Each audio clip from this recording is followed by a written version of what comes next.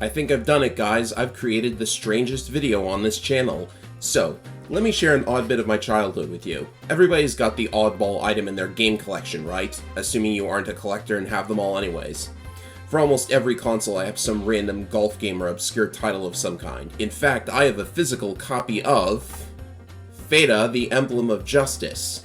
And I modified my SNES just to be able to play it. Sadly, saving functions don't work. Today's subject is a game so mundane, so basic, so unremarkable, that the fact that I care enough to make a video about it probably says something about my brain. Ladies and gentlemen, I give you card games. That's it, card games. Wow, what a title, what a concept. Who wants to play some card games? And this jewel case is something else. 6 classic card games, all with a twist. What twist?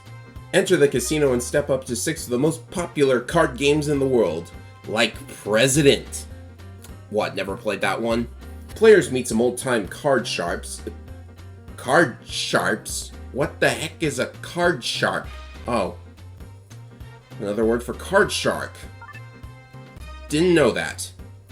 Looking to fleece their next victim. Joke's on them. I have save states. Use all your skills in gamesmanship. Okay, that's just a made-up word, right? It isn't? These guys are serious about their game.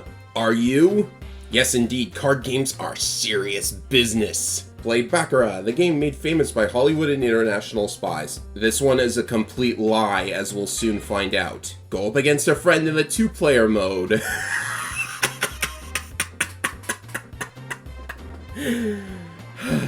You're serious? Okay, at this point I feel like I should explain something. By now you're getting the impression this is some random shovelware title. Actually, it originated in Japan as part of the Simple series, which is a line of budget titles made for budget gamers. It'd be a teensy bit unfair to call the whole series shovelware because some really great stuff like Puzzle Quest, which I love quite a lot, was marketed in Japan as part of the Simple series. I can't remember how much it cost when I bought it, but this game apparently costed 1,500 yen, so about $15 or something. That isn't too bad, but I think players will get bored of it rather quickly, and at that price you could just buy a pack of cards and deal yourself blackjack or baccarat. Anyway, the game being from Japan explains the manual being horribly translated. There's also one of those mail-in warranty cards. Did anyone ever fill these out? Let's see here. Do you use the link cable for the PlayStation game console? Excuse me, what? What link cable? They actually made a PlayStation link cable?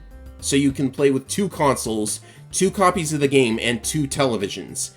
I get the idea that would actually solve the problem of multiplayer poker on console, for example, but seriously?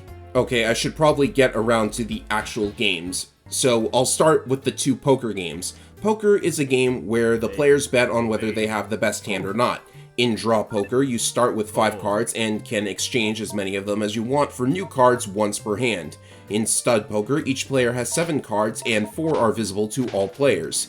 There are many variants of poker, but these 2 were the most popular before No Limit Hold'em became the go-to poker variant. This game handles poker in a very odd manner though, so poker has what they call streets where players can bet, call, raise, or fold? Fold? What in the world is fold? Oh, fold! That's what it is, fold. They really didn't know how to spell the word fold? Anyways, the player in dealer position is, for whatever reason, forced to make a bet on the first street. I guess it's a blind bet, which is part of poker. More annoyingly, however, both poker games play by limit rules, meaning the amount you can bet or raise is fixed, and you can't raise more than 3 times per street. Fixed limit games exist in real casinos, of course, but it takes away an element from poker that I enjoy about it.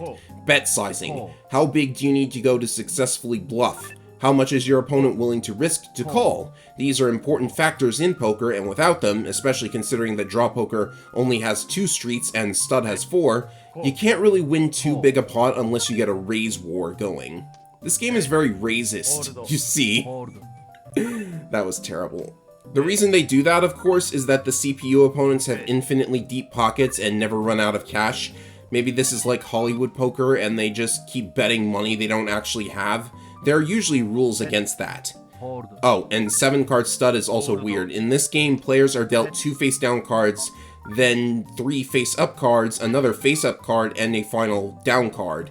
However, in tournaments on TV, 3 cards are dealt at the start of the hand, and then 1 card per street until the end. Maybe this game has an older variant of stud poker I'm not aware of, or the rules changed at some point, I don't know. Okay, blackjack is very easy to explain. All you have to do is get closer to 21 than the dealer does without going over. This game's blackjack has all the features of a blackjack table you'd expect, including the surrender option, which is not available at every table at every casino. Some tables I've seen have thrown in optional side bets that are usually just sucker bets too, so they aren't really needed here. Though this makes me wonder how often the game shuffles the deck, or how many decks are being used, since this would be important for any card counters out there.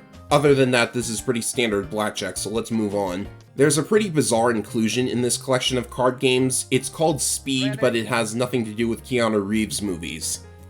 You might have played this one as a kid. It technically isn't a gambling game, so it's an odd thing to add to a casino game, until you realize that this is the only game in the collection with a multiplayer option. I mean, wow, if you've got a friend with you, why do you need a video game to play Speed?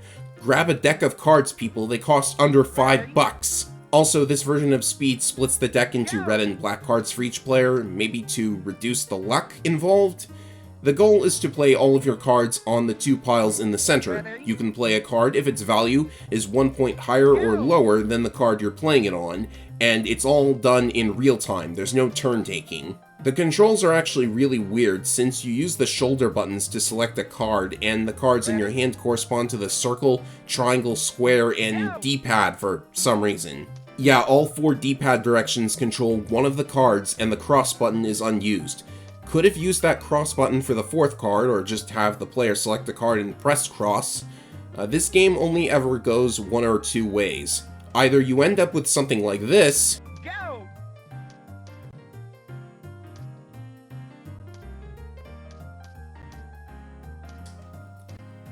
or you get something like this. Ready? Go!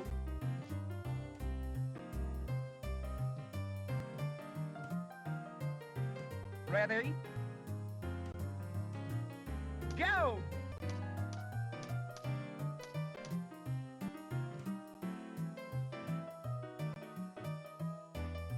I guess there are a couple of amusing things about this game, though. Next up is Baccarat, and I have a few words about this one. The manual advertised this game as being made famous by international spies, obviously referring to James Bond, as he is an avid Baccarat player as far back as the first novel, Casino Royale. However, the version of Baccarat played in this game and in most Western casinos isn't the version played by Bond. He plays Chemin de Fer, in which one player takes the role of the banker and other players bet against him. They also control their own hand, choosing whether to take another card or not. The goal is to have a higher total than your opponent, but only the ones digit of your total counts. Tens and face cards do nothing, everything else carries its face value. This game instead offers the variation in which players bet on whether one of 2 hands will win or if there will be a tie, and the game is completely automatic from there with no player interaction whatsoever. Infinitely more boring in my opinion. You could play this with a physical deck of cards and there'd be little difference. Or better yet, flip a coin. I guess this is the game that lets you make the most money the fastest though, since if you save state before a hand, you can see how the hand will go and it'll play out the same if you load state. Next up is President. I never heard of this one myself before playing this game, but it seems there are a couple of variations of it throughout the world. The whole deck is dealt out evenly among 4 players, and your goal is to empty out your hand first. You can play 1 card, a pair, a set, or even 4 of the same card, and then the next player must follow with a higher single card, or pair, or set, and so forth. You can also play a sequence of 3 cards of the same suit, sometimes called a run, and then the next player must follow up with a higher run. If you can't follow up, you must pass, and after 3 passes, the players start all over again. Interestingly, President is one of the few games in this collection to have some rule customization options. Blackjack just lets you control whether the dealer hits on a soft 17, but in President you can make it so that the 3 of spades beats everything, and you can also add a joker to the deck that also beats everything. President is annoying and frustrating to play though. Each round is affected somewhat by the results of the previous round. If you win and become president, on the next game, you get to take 2 cards from the last place finisher, the Very Poor Man. But you better not lose to him, otherwise you have to pay him 5 times the amount that you normally would.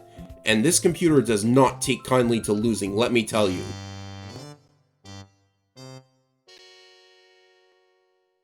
So that's all the games. That would be all the games in the US version. It turns out that the original Japanese release has 2 more games that they cut from the English release. It's why I've been playing that version. These 2 games are Eyyyyup and Dobon. You've probably never heard of either, and I don't have a solid reason as to why they were cut, but I can only really imagine that they were cut due to the voice clips. These are the only 2 games in which the characters speak actual Japanese. The rest of the games have the characters speaking plain English, even in the Japanese version of the game. If that's the case though, then they could have just blanked out the audio clips instead of cutting entire games to stop Westerners from hearing Japanese language. And besides, the voice clips are not really critical to the gameplay. Cutting these 2 games also means that the unique CPU and opponents seen in these games are only able to be seen in free play mode in the English version. In free play mode, you can select any CPU opponent to play any game, even if in the casino mode they aren't normally seen in those games. So, the 2 Japanese exclusive games. Eyyyyup, and I have no idea if I'm pronouncing that right, is very similar to Baccarat, only you play with a deck that lacks face cards. One player is the banker and deals out 6 cards, 1 to himself and 1 each to 5 hands. The players bet on which card they think will be able to beat the dealer. A second card is dealt to all hands, and the dealer and betting players can decide on whether to take another card in their respective hands. The player with the highest ones digit in their total wins. Unlike Baccarat, however, there are some card combinations that are instant winners with bigger payouts, like 3 of a kind or 3 aces. It is said that this game actually gave birth to the term Yakuza, as it refers to the worst possible hand. 8, 9, and 3. Yakuza. Also strange is that this game actually tracks how much money all players have, even the CPU, but it doesn't matter, they don't bust out if they run out of money or anything. The position of banker actually rotates, so at some point you'll get to be the banker and potentially win a lot of money if you beat every player, but as the banker you do not control how much money is at risk, so you could always quit playing when your turn to bank comes up. The other Japan-only game is Dobon, and I really had to search to find info on this one. All I could find is the One Piece character of the same name, since a handful of One Piece characters are named after card games for some reason. Dobon, at first glance, feels a lot like Uno or Crazy Eights, where you must play a card of the same number or suit as the card face up on the table. However, you do not win by emptying your hand. Instead, you win if a player puts down a card equal to the total value of all cards in your hand. For instance, if you've got a 10 and a deuce, you're waiting for someone to put down a queen, as that'd match your total of 12. To be honest, I don't see how there's any kind of strategy to this. Most rounds of this game tend to be just the player waiting for the stars to align. You can't opt to not play a card if it's possible to do that, so you basically just sit and wait for someone to win. The good news is, if somebody wins, the only person to lose money is whoever played the last card. With 3 potential losers, no matter who wins, this is probably one of the safe games to play, but it's still so reliant on getting lucky, and the payout is variable as well. Well, that's all the games in this little collection of card games. The money you win goes towards furnishing a virtual hotel room, which is about as fun as useful as a plateful of spaghetti. To be totally honest, I can only really see someone sitting down to play this for an hour or 2 and then never touching it again. This isn't some underrated gem or anything, I just wanted to share it with you guys because I know more about it than anyone probably should. Music's nice and relaxing, I guess, but it's just 6 card games you could play just as easily with a 52-pack of your own. It's not as if including the 2 cut games would have made this a worthy purchase, but still, 8-beat 6. And it's way better than the last card game collection by the same company, which had only 3. Weird. That'll do it for this card game. Time for me to cash out and move on to some other weird, obscure title. See ya!